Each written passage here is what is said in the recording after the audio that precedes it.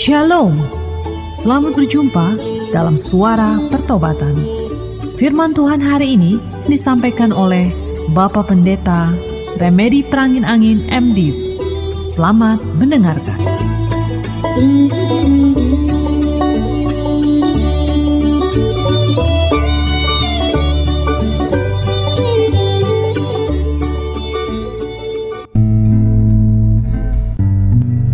Beri pada kami hati yang mengasihi jiwa-jiwa yang belum mengenal kasih Bapa.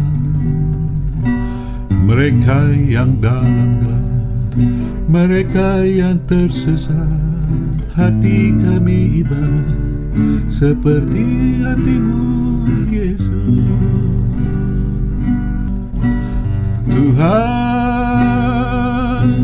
ini tugas kami, beri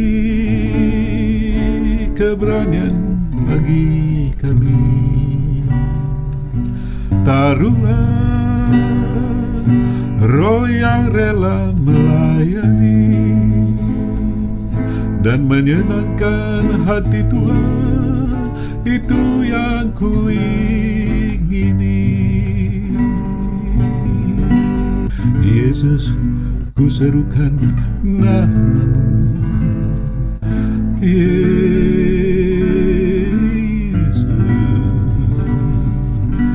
Tuhan Raja Juru Selamatku. Tak pernah aku kecewa, kasih-Mu senantiasa menaungi hidupku, Yesus. Tuhan, ini tugas kami, beri keberanian bagi kami.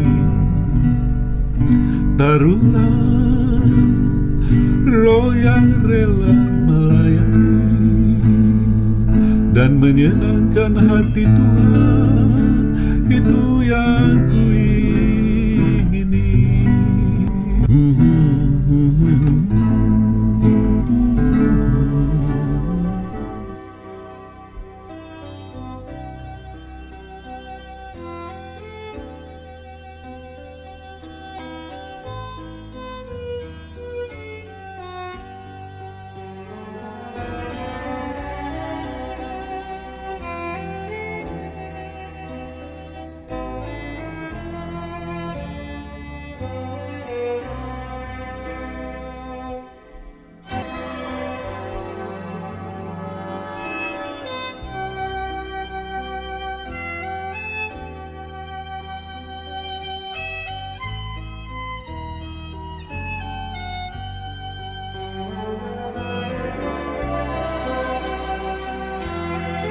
Saudara-saudara yang dikasihi Yesus Kristus, apakah saudara pernah mendengar seorang profesor doktor dalam bidang teologi tidak yakin akan keselamatannya sendiri?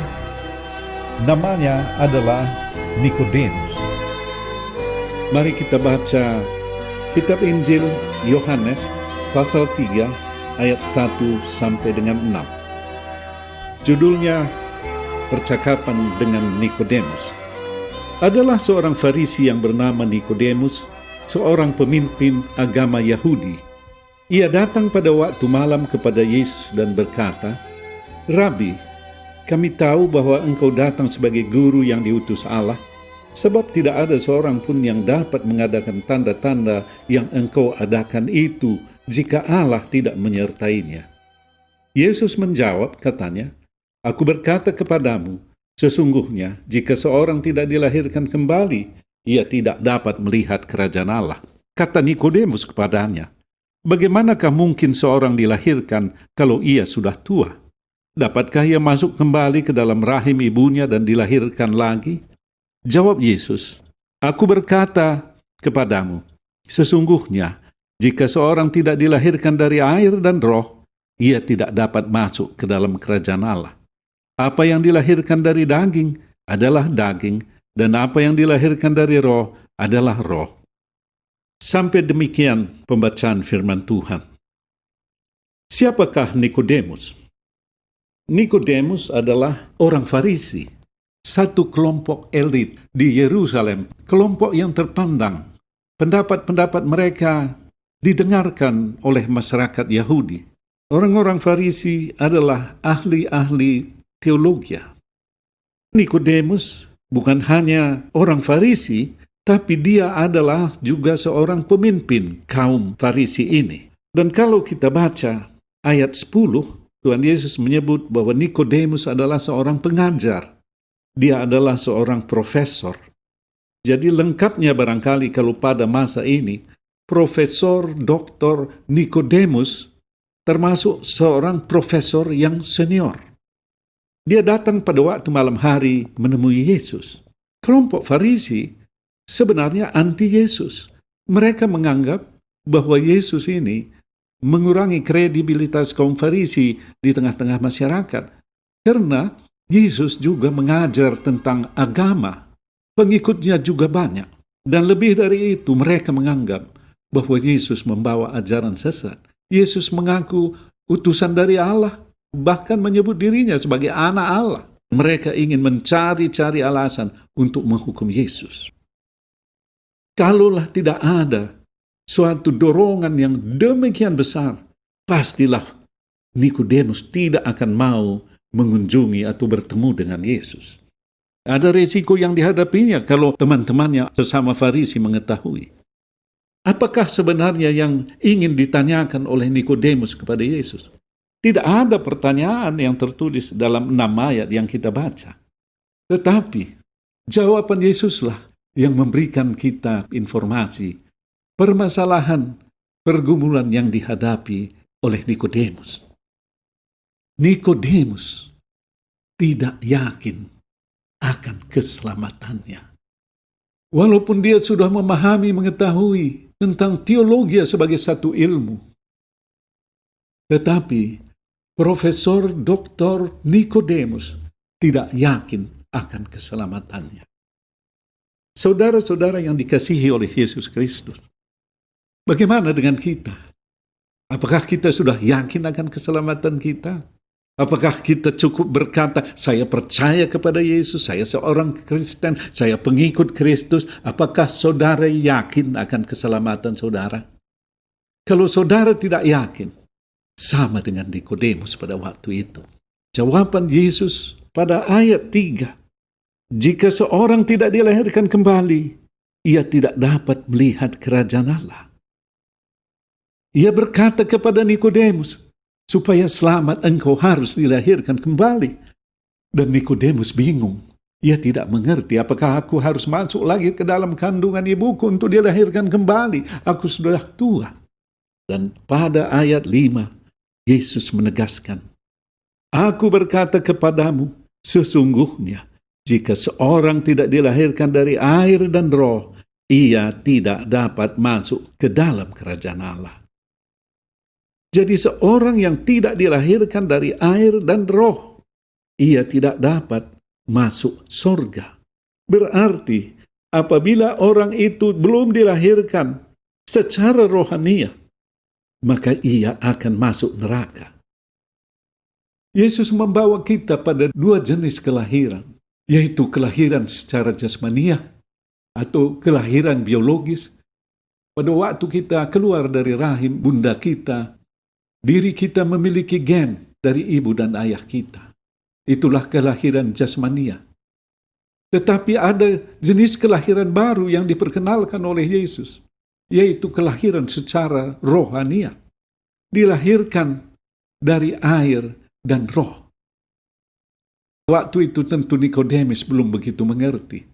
Pada waktu berjalan, kita kemudian mengetahui apa peran air, yaitu apabila seorang sudah dibaptis di dalam nama Yesus.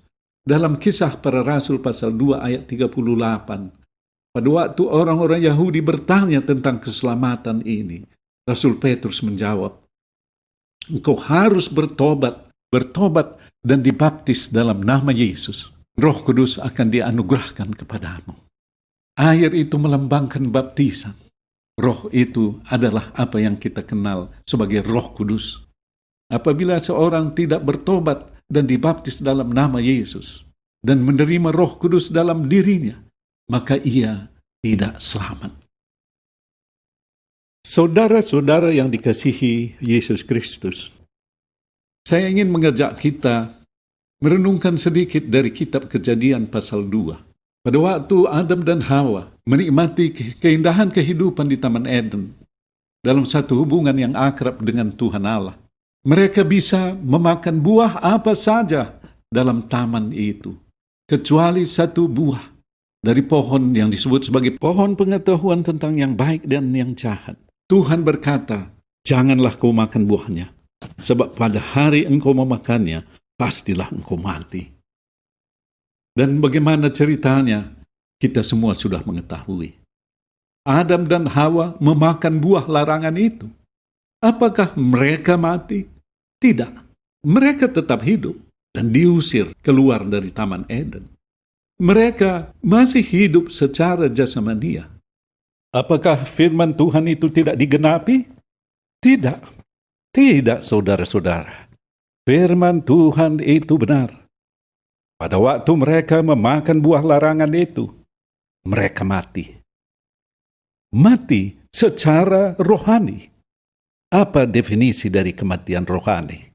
Pada waktu orang itu tidak memiliki hubungan lagi dengan Tuhan. Mereka diusir dari Taman Eden. Kematian Adam dan Hawa di Taman Eden adalah kematian rohaniah. Dalam Roma 3 ayat 10 tertulis, tidak ada yang benar seorang pun tidak. Semua orang sudah berdosa. Semua orang sudah menyeleweng. Dengan keberadaannya sendiri, tidak ada orang yang selamat. Jadi bayangkan saudara-saudara, bagaimana Tuhan Allah memandang manusia-manusia berdosa ini. Semuanya adalah mirip zombie yang tidak punya roh lagi. Mereka adalah mayat-mayat yang berjalan, hidup secara jasmani, tapi secara rohani sudah mati.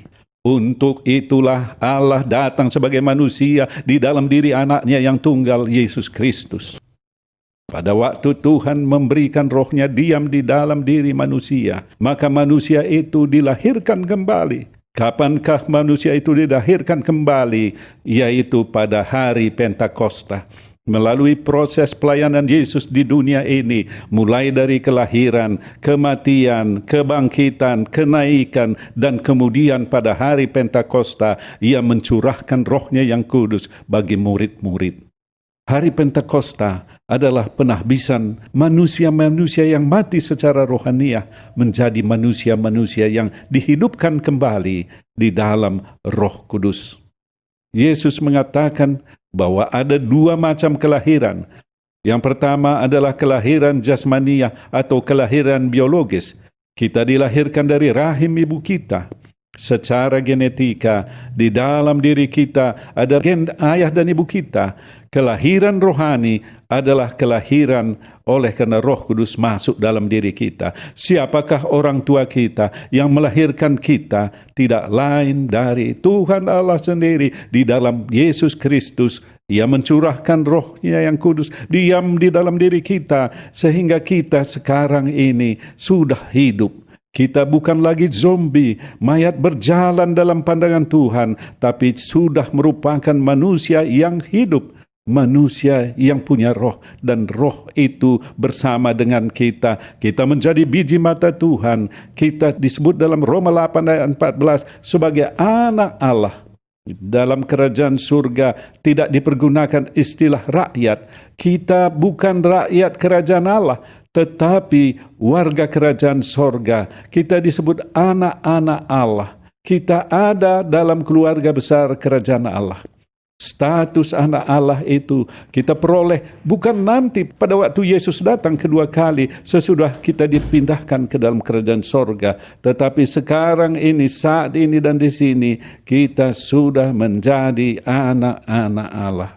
Jadi pada waktu ini, pada saat ini pun, ada roh Allah di dalam diri kita, perkara besar bisa kita buat. Satu orang saja manusia yang didiami oleh Roh Kudus bisa melakukan perbuatan-perbuatan besar. Apalagi sekarang kita ada banyak orang-orang yang dipenuhi oleh roh Allah. Perkara-perkara besar bisa kita lakukan bersama. Inilah kesempatan bagi kita untuk kembali dalam satu persekutuan yang akrab. Kita bisa mengikuti Tuhan itu 100%, bukan 99%. Kehidupan kudus itu 100%, bukan 99%. Saya menekankan istilah 99% karena walaupun perbedaannya hanya 1%, tapi itu adalah satu perbedaan yang besar. Karena di dalam perkara rohani tidak ada netralitas. Kalau kita pengikut Kristus, pastilah kita bukan pengikut si iblis. Kalau kita bukan pengikut Kristus, pastilah kita pengikut si iblis.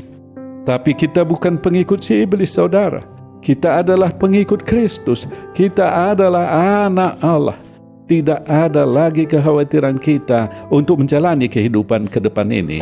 Ada satu kepastian keselamatan di sorga kita peroleh, dan ada satu kepastian kemenangan yang kita peroleh juga di dunia ini.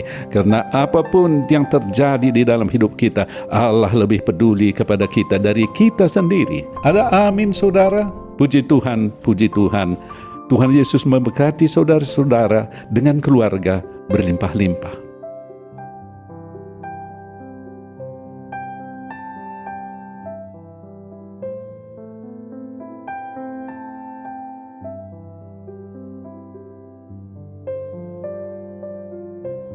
Bagi saudara yang merasa dijamah oleh firman Tuhan, oleh Roh Kudus, sehingga saudara menyadari dosa-dosa saudara, betapa saudara hidup dalam jalan tersesat selama ini, ikuti saya mengucapkan sebuah doa sederhana.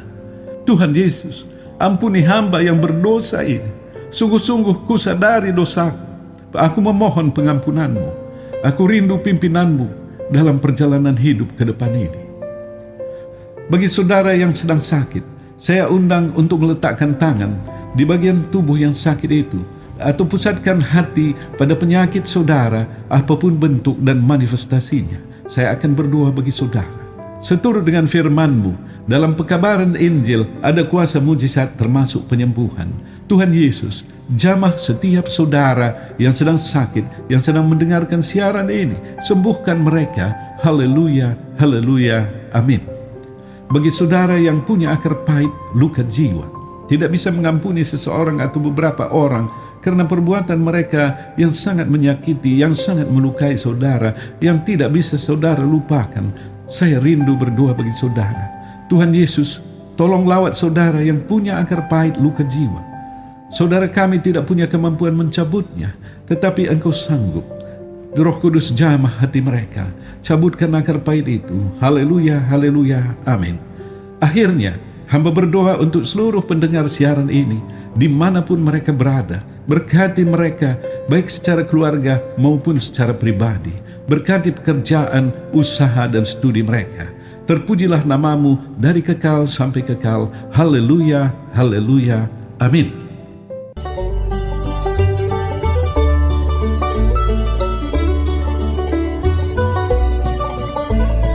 Kita sudah mendengarkan firman Tuhan yang disampaikan oleh Bapak Pendeta Remedi Prangin Angin MDiv. Pendengar dapat mengirimkan pokok-pokok doa kepada Suara Pertobatan, alamat email suarapertobatan@gmail.com, suarapertobatan@gmail.com. Sampai jumpa pekan depan pada hari dan jam yang sama. Tuhan Yesus memberkati.